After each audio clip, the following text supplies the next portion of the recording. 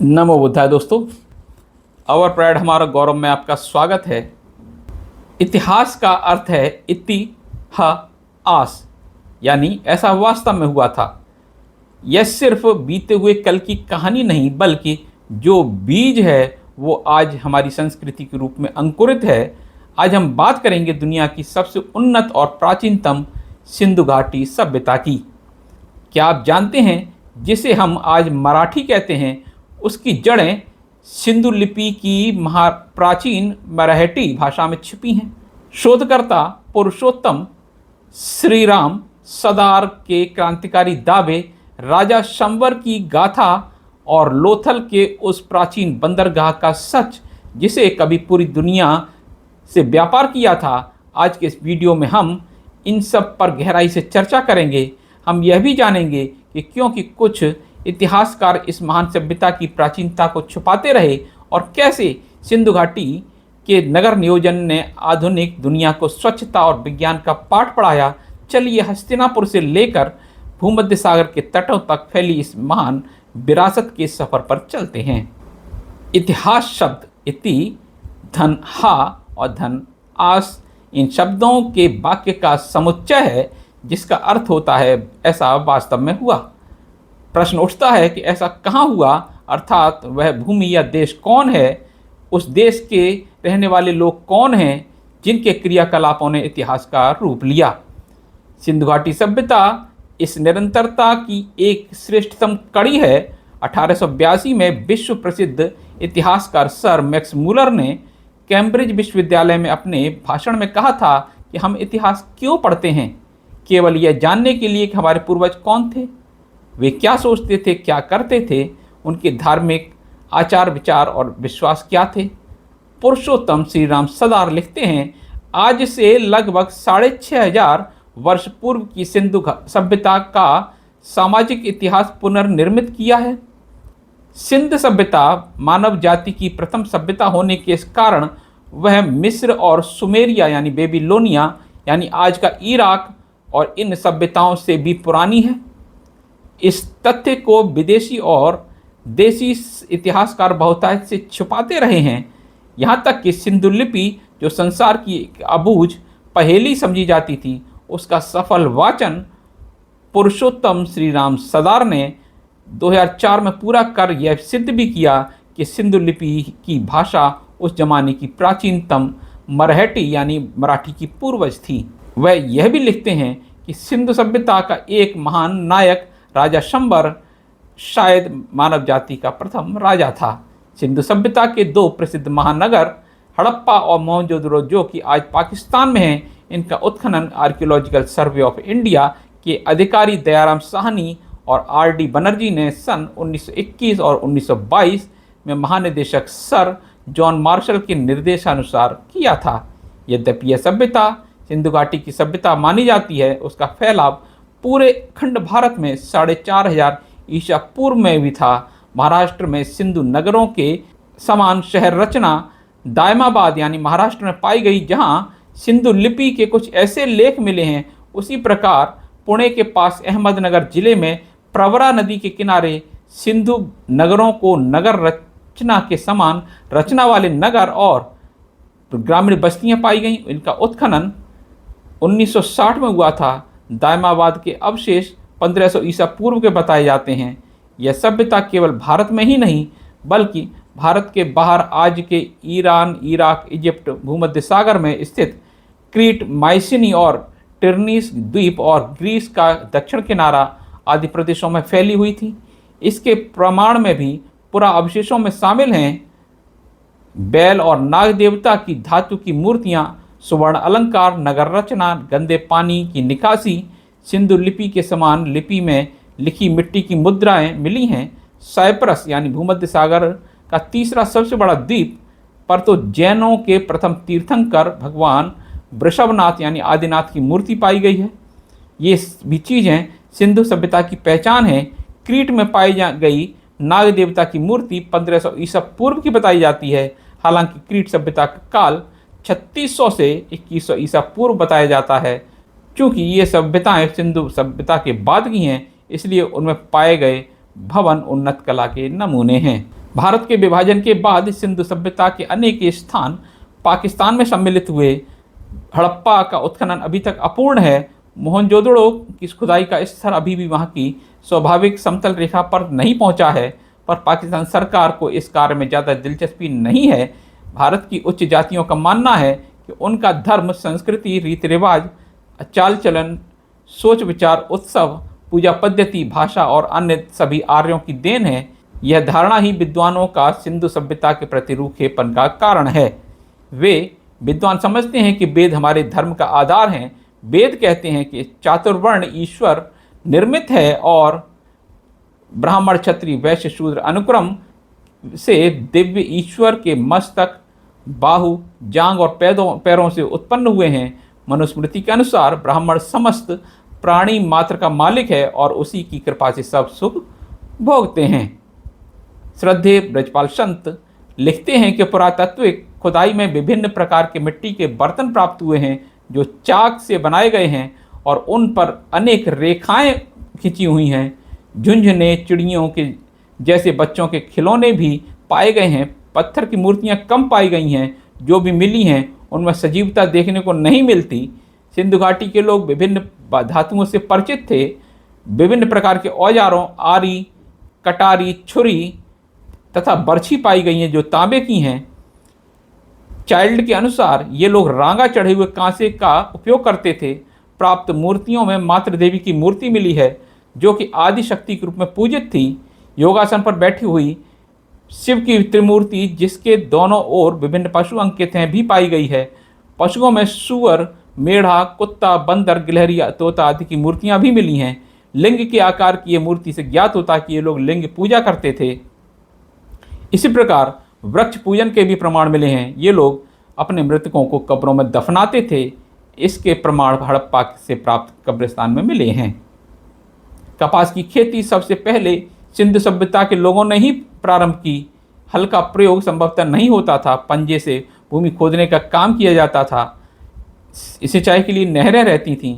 ये लोग गाय, बैल, भैंस, सूअर आदि और मुर्गियां पालते थे। एस राव के अनुसार चन्हूदड़ों में मनके बनाने का शंख का काम करने वाले ठठेरे होते थे। कांसे, तांबे के विभिन्न उपकरण बनते थे। इसके अलावा बढ़ई और मूर्तिकार भी होते थे। सिंधु घाटी के लोगों के धर्म का जहाँ तक प्रश्न है, इनके धर्म में मातृशक्ति की पूजा होती थी। मिस्र की देवी आइसिस की भांति सिंधु धरती की उपासना करते थे। मेसोपोटामिया में हुए उत्खनन में भारतीय मुद्राएं प्राप्त हुई हैं। इससे पुष्टि होती है कि सिंधु सभ्यता के लोगों का समुद्र पार भी व्यापार फैला हुआ था।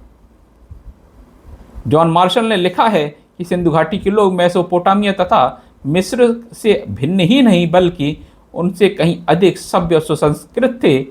एस.आर. राव ने लिखा है कि हड़प्पाइयों ने इंजीनियरिंग में जो महान प्रगति की वह महान सभ्यता के लिए बहुत बड़ी उपलब्धि कही जा सकती है। कृत्रिम बंदरगाहों का सृजन, उनमें कृत्रिम ढंग से पानी का नियंत्रण ऐसा कदम है जिसे जहाजरानी का जनक कहा जा सकता है। माना कि ऋग्वेद आर्यों की रचना है। इसके अलावा उसमें आर्यों ने अपने शत्रुओं के नगर नष्ट किए जाने का उल्लेख किया है। सिंधु नगरों के विध्वंस के कुछ शताब्दियों बाद प्रथम आर्यों के वंशजों ने ऋग्वेद की ऋचाओं की रचना की। उनमें उन्होंने अनेक पूर्वजों की उपलब्धियों का, युद्धों और पराक्रम का बखान किया। उसमें अनार्यों के पुरों यानी नगरों, उनके किलों का, उनके गोधन और ऐश्वर्य का भी वर्णन किया। आर्य अपने शत्रु को दास, दस्यु यानी डसने वाला कहते थे। आर्यों से पूर्व लोग मूल निवासी नागवंशी, नाग पूजक थे और बड़े बड़े नगरों में रहते थे। इस बात का पता चलता है कि वे नगर रचना के, ड्रेनेज के, स्वर्ण कला का, अलंकारों के निर्माण के, लेखन कला के, जल प्रबंधन के, खेती बाड़ी के जानकार थे। ये बातें उत्खनन में मिली सामग्री से उजागर होती हैं। इससे स्पष्ट होता है कि सिंधु घाटी सभ्यता नगरीय सभ्यता थी। ऋग्वेद की 2:12-10 कहती है, ये जो श्लोक आप स्क्रीन पर देख रहे हैं मैं इसका अर्थ पढ़ देता हूँ। जो दस्यु हंता स जन अस इंद्र, यानी जो दस्युओं का हंता है वह जन हो इंद्र असे है। और ऋचा 2:12-11 जो आप देख रहे हैं स्क्रीन पर, उसका अर्थ है पलायन करने वाले पर्वतों में छुपे हुए शंबर को 40 साल बाद मारा, जो ओजायमान और सापवंशी यानी कि नागवंशी के पराक्रमी संबर को माता दानु के साथ वह जन हो इंद्र है। पहली ऋचा में आर्यों ने दस्यु लोगों को मारने की सामान्य बात कही है। दूसरी ऋचा में किलेनुमा नगर में राजा शंबर को बीमार अवस्था में पर्वतीय आश्रय स्थान में उसकी मां दानु के साथ मारा गया। इंद्र द्वारा 40 साल प्रयत्न करने के बाद यह बताई गई। वास्तव में इन घटनाओं का इंद्र से कोई संबंध नहीं है। भद्रस्व के काल में शुरू हुआ उसका शंबर राजा से संघर्ष और उसका अंत पुत्र देवोदास ने राजा शंबर को मार दिया। देशी दस्यु लोगों को आर्य प्रमुखों ने मारा, पर उनका श्रेय इंद्र तथा अन्य राजाओं को, देवताओं को दिया गया। ऋचाओं की रचना करने वालों ने जानबूझकर घटना को धार्मिक बनाने के लिए देशी सिंधु लोगों को मारने का काम देवताओं ने किया। ऐसा रचा। सिंधु घाटी में हुए आर्यों और सिंधु जनों का संघर्ष देव और राक्षस या दानव के बीच का संघर्ष नहीं था, बल्कि विदेशी आर्य और देशी सिंधु जनों के बीच का संघर्ष था। यह दो मानव गुटों के बीच या सभ्यताओं के बीच की लड़ाई थी। ऋचा में जिस आर्य प्रमुख की मदद के लिए देवता इंद्र के मारने का या अन्य कृत्य किया, ऐसा उल्लेख आया है, उसी आर्य प्रमुख ने यह कार्य किया हुआ मालूम होता है। ऋग्वेद की ऋचाएं इस बात को ध्यान से रखकर पढ़ने से तुरंत समझ में आ जाती हैं। इनमें सिंधु घाटी का आर्यों के संघर्ष काल का पूरा इतिहास छिपा है, अन्यथा कोई दैवी घटना का या नैसर्गिक घटना का वर्णन लगती है। दूसरी बात, ऋचाओं की भाषा आज की संस्कृत भाषा भी नहीं है। वह संस्कृत सम्मान अति प्राचीन मराठी यानी मराठी संभाषा से बनाई हुई उस जमाने की कृत्रिम प्राकृतिक भाषा है। उदाहरण के लिए ऋग्वेद की ऋचा 2:12-4 में यानी दूसरे मंडल में 12वें सूक्त की चौथी रचना देखें, जो आप स्क्रीन पर देख रहे हैं। ऋग्वेद में इस ऋचा का अर्थ इस प्रकार दिया गया है, जिसने ये सब अस्थिर किया, जिसने कृष्ण वर्षनी दासों को गुहा में शरण लेने को मजबूर किया, जो विजय के हाथ लगा हुआ पूरा धन ले गया, वह जन हो इंद्र है। इस ऋचा का शब्द च्यवना कृतानी का अर्थ किसी दो लेखकों ने एक जैसा नहीं दिया। शयनाचार्य इसका अर्थ नश्वर जगत को स्थिर किया ऐसा देते हैं, और च्यवना शब्द च्यू धातु से बना है। येनेमा विश्वा, जिसमें एमा विश्वा का अर्थ विल्सन नष्टप्राय लेते हैं, तो ग्रिफिथ कांपने वाला लेते हैं, और मैकडोनेल लेते हैं कि ये इसे इस अस्थिर। जब हम ध्यान से में लेते हैं तो यह ऋचा सिंधुजन और आर्यों के बीच के संघर्ष का वर्णन है, तब इसका अर्थ सरलता से निकल आता है। वह अर्थ है जिसने यह नगर सब बर्बाद किया है, और जिसने दास सिंधुजनों को गुफाओं में छिपने के लिए बाध्य किया, और जो विजय के बाद सब धन ले गया, वह जन हो इंद्र है। इस प्रकार ऋग्वेद सिंधुजनों का और तथा विदेशी आर्यों के संघर्ष का इतिहास बन जाता है, और उत्खनन में मिली सिंधु सभ्यता की जानकारी ऋग्वेद में अंतर्भूत कथनों को जांचने के काम में लाई जानी चाहिए। इस प्रकार सिंधु नगरों के अबोल अवशेष मुखर उठेंगे। उदाहरण के लिए ऋग्वेद के छठे मंडल का 22वां सूक्त ऋचा 4 से 7 में हड़प्पा हरिपुरिया नगर को सिंधु राजा वर्षिका से किस प्रकार आर्य नेता अभ्यावर्तन चायमान ने जीत लिया, और किस प्रकार से उसने गाय, रथ, स्त्रियां और अन्य धन लूटकर आर्यजनों को बांट दिया। इसके माने ऋग्वेद में हड़प्पा नगर के पतन का पूरा इतिहास समाया हुआ है। घटना का श्रेय इंद्र को देते हुए इंद्र ने ये सब आर्य चायमान के लिए किया था, ऐसा कहा गया है। इस प्रकार सिंधु सभ्यता आज के भारतीय समाज के अंतिम 2 वर्ण शूद्र और वैश्यों का निर्माण थी। यह सब उनके शत्रु आर्यों ने ध्वस्त किए। ऋग्वेद से ही सिद्ध कर सकते हैं। आर्यों ने मूल निवासी राजाओं को तो क्षत्रिय वर्ण में शामिल कर लिया, परंतु सिंधु सामान्य लोगों और स्त्रियों को न तो अपने देवी देवता दिए और न यज्ञ की पूजा पद्धति थी। हालांकि काफ़ी संख्या में उन्होंने सिंधु स्त्रियों का अपहरण कर उन्हें अपनी पत्नियां बनाया। इसका अप्रत्याशित फायदा पुराने भारत को हुआ। आर्यों ने इस चाल से अपनी पूजा पद्धति और सभी देवी देवता भुला दिए गए, जो आज जीवंत हैं और प्राचीनतम सिंधु पूजा पद्धति और सिंधु देवी देवता हैं, जैसे शंकर, वृषभ, नाग, हनुमान, काली, भवानी, भैरव और खंडोबा आदि। सिंधु सभ्यता का संपूर्ण पश्चिमोत्तर भारत में फैली हुई थी। अध्ययन से पता चलता है सिंधु घाटी की सभ्यता और वर्तमान भारत के मध्य में बहुत सी कड़ियाँ गायब दिखाई देती हैं। ऐसे बीते हुए ज़माने के बारे में हमारी जानकारी न के बराबर है। इस बीते हुए ज़माने में न मालूम कितनी घटनाएं घटी होंगी, कितने परिवर्तन हुए होंगे, फिर भी ऐसा मालूम होता है कि एक सिलसिला कायम रहा है और एक साबित जंजीर है। और आज के भारत को उस हजारों साल पुराने ज़माने से, जबकि सिंधु घाटी की सभ्यता शायद शुरू हुई, बांध रही है, जो उस ज़माने से अर्थात मोहनजोदड़ो और हड़प्पा की कितनी चीज़ें चली आती हुई, परंपरा की, रहन सहन की, लोगों की पूजा पाठ, कारीगरी, यहाँ तक कि पोशाक के ढंगों की हमें याद दिलाती रहती हैं। भारत ही नहीं, विश्व की अनेक प्राचीनतम सभ्यताओं का जन्म नदी घाटी में हुआ। प्राग इतिहास युग के प्रारंभ से ही मनुष्य ने कृषि कर्म हेतु नदी घाटी क्षेत्र को अधिक उपयुक्त बनाया। फलतः वह इन घाटियों में बसने लगा। नदी घाटियों की उर्वरा भूमि, समशीतोष्ण जलवायु, यातायात की सुविधा और यहाँ प्राप्त धातुओं आदि की प्रचुरता के कारण इन नदी घाटियों मैदानों में मानव सभ्यता के विकास की स्थिति स्पष्ट थी। यही कारण है कि समकालीन मानव ने इन घाटियों में उन विकासमान सभ्यताओं को जन्म दिया जो कालांतर में चलकर अधिक विकसित हुई। भारत की घाटी सभ्यताओं में सिंधु घाटी की सभ्यता प्रमुख है। वह गंगा आदि घाटियों में सभ्यता के अवशेषों के मिलने की संभावनाएं बलवती होती जा रही हैं। इतिहासकार MP श्रीवास्तव लिखते हैं कि इस सभ्यता के अवशेष सिंधु एवं उसकी सहायक नदी घाटियों में प्राप्त हुए हैं। अतः यह सभ्यता सिंधु सभ्यता के नाम से प्रख्यात हुई। सिंधु सभ्यता का परिज्ञान पुरातत्वविदों की एक बहुत बड़ी देन है। पुरातत्वविदों के अनवरत परिश्रम एवं अनुसंधान ने ही इसे प्रकाशमान किया है।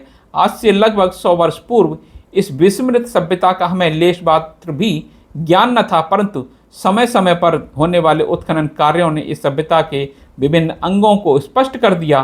परंतु अब भी अनेक ज्ञातव्य बातें अवशेष हैं जिन्हें निश्चित करने के लिए अनुसंधान जारी है। अब हम बात करेंगे लोथल यानी मिनी हड़प्पा। लोथल प्राचीन सिंधु घाटी सभ्यता के शहरों में से बहुत ही महत्वपूर्ण शहर है। लगभग 2400 ईसा पूर्व पुराना यह शहर भारत के राज्य गुजरात के भाल क्षेत्र में स्थित है। इसकी खोज 1954 में हुई थी। भारतीय पुरातत्व सर्वेक्षण ने इस शहर की खुदाई 13 फरवरी 1955 से लेकर 19 मई 1956 के मध्य की। लोथल अहमदाबाद जिले के धोलका तालुका के गांव सागरवाला के निकट स्थित है।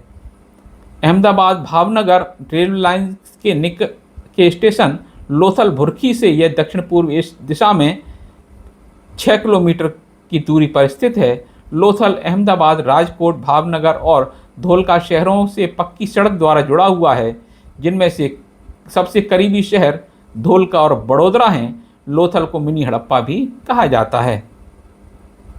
1961 में भारतीय पुरातत्व सर्वेक्षण ने खुदाई का कार्य फिर से शुरू किया और टीले के पूर्वी और पश्चिमी पक्षों की खुदाई के दौरान उन वाहिकाओं और नालों को खोज निकाला जो नदी के द्वारा गोदी से जुड़े हुए थे।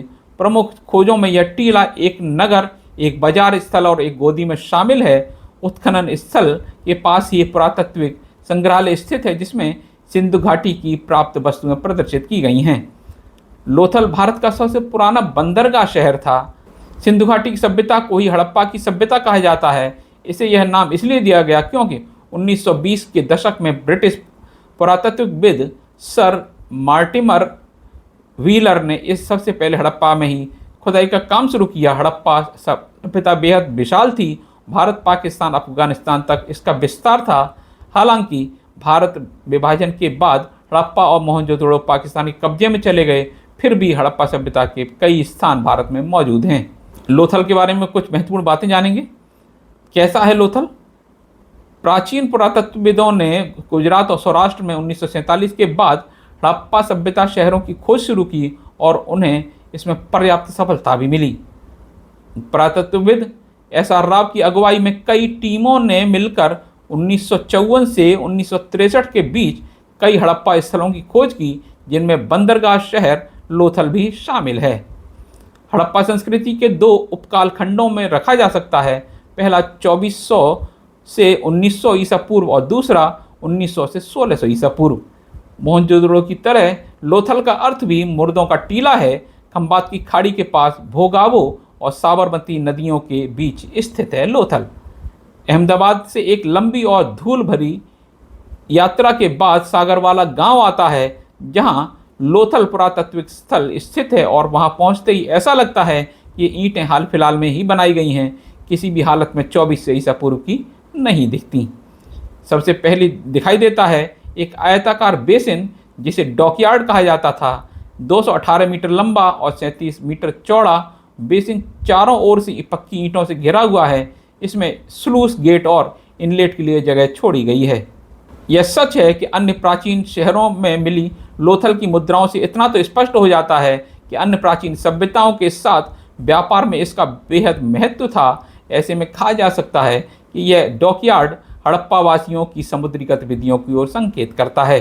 4500 वर्षीय पुराना यह शहर गणितीय तरीके से, योजनाबद्ध तरीके से बना था। इसमें उचित कोणों पर सड़कों को पार करने की व्यवस्था, जल निकासी प्रणालियां, स्नानागार की व्यवस्था थी। शौचालय और लोटे जैसे जार मिलने से पता चलता है कि स्वच्छता पर विशेष जोर दिया जाता था। टोनी जोसेफ ने अपनी पुस्तक the early Indians the story of our ancestor and where we came from में लिखा है कि इस मामले में दक्षिण एशियाई लोगों के तौर तरीकों में कोई खास बदलाव नहीं आया है।